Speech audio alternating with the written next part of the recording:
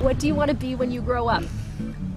A veterinarian. That's right. No, I'm going to be a number checker. What's a number checker? Do you know? Yeah, it's where you get to draw numbers' blood and make them feel better. Draw numbers blood and make them feel better. Are you seeing a lot of numbers right now? Yeah. Where are they and what are they doing? 2 tens. The real 10 and the imaginary 10. Sometimes I wonder, is she seeing stuff and that it really is there, it's just we're not seeing it? Is that what's happening, Jenny? Yeah. I don't know. My 2 hopes for Jenny are very simple.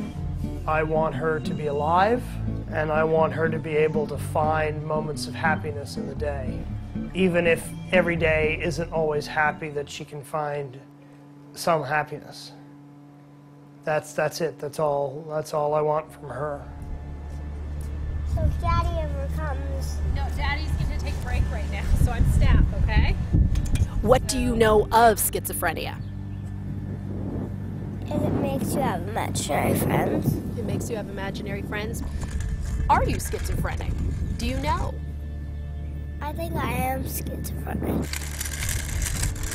As a baby, she never slept, and that's, as I always say, it's not hyperbole. She literally would not sleep.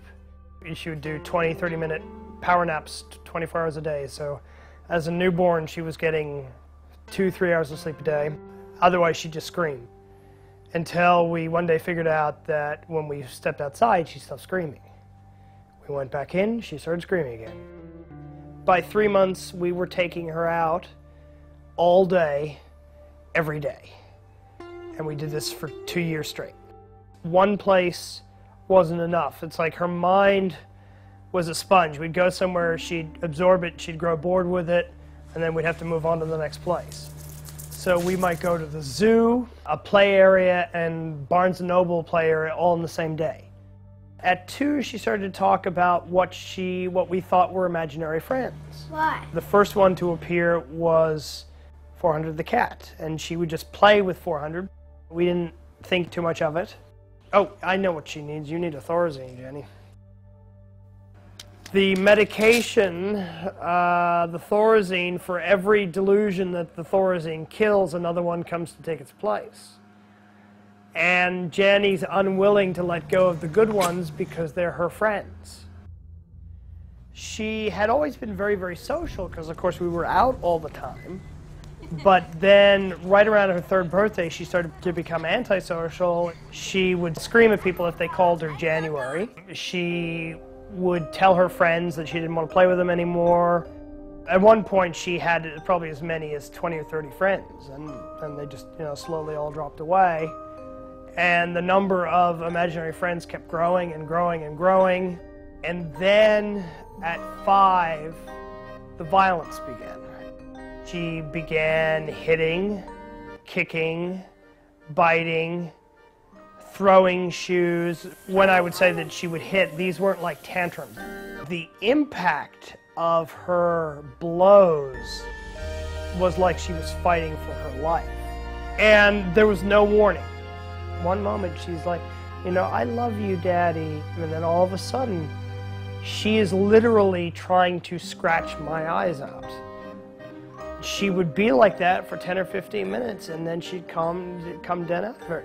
Slowly became obvious, but not till she went into UCLA, that she was disassociating from those violent moments. This is Miss 60. And really didn't remember them. She knew that she'd done something wrong, but she didn't know what. She was 5 years old, and he was born. And she was running around the hospital going nuts before any medication. I grabbed her. I just grabbed her and put her on my lap.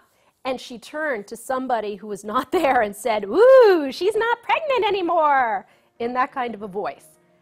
And it kind of freaked me out. I'd never heard her talk like that.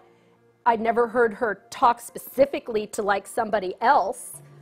We knew she had all the imaginary friends, but it didn't quite, it started to sort of add up, basically. But we did take her to a psychologist because it got to the point where we couldn't live with her. All right, sweetie, how you doing? Woody. How are you doing? Woody. You ready to go swimming? Buddy. Do you think you see your friends more now or less since you went to the hospital? More. More? Yeah, more. Because Thorzine's not helping very much. Do you want them to go away? 400 I do, and Wednesday I do. Because they're bad. How are they bad? They tell me to do bad things. What kind of bad things? Like hitting and screaming and kicking. What does it feel like when Wednesday tells you to hit or kick? Wednesday bites me until I do it. Okay, what does 400 do? She scratches. She scratches. Because she doesn't know how to hit. Originally, we had a 2-bedroom apartment in this complex. Keeping Jenny from hurting Bodhi was a 24-hour-a-day job.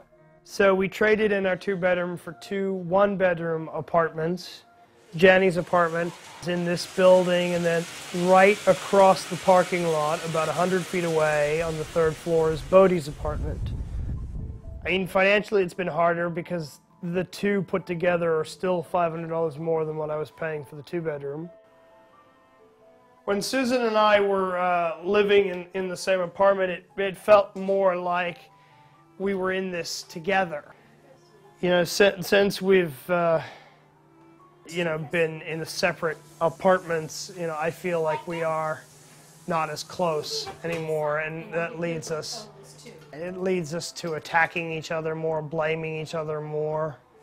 It's because we have no one else to blame. You know, both of us are under such immense stress at all times.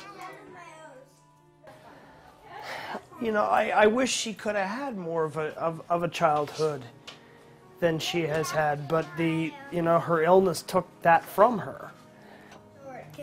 You have to think about it like you have this sweet, blonde, normal-looking 6-year-old girl, but there are all these characters that are out to get her. And as long as she is occupied, they stay at bay. This is never going to be over. I mean, this is a lifetime illness for her.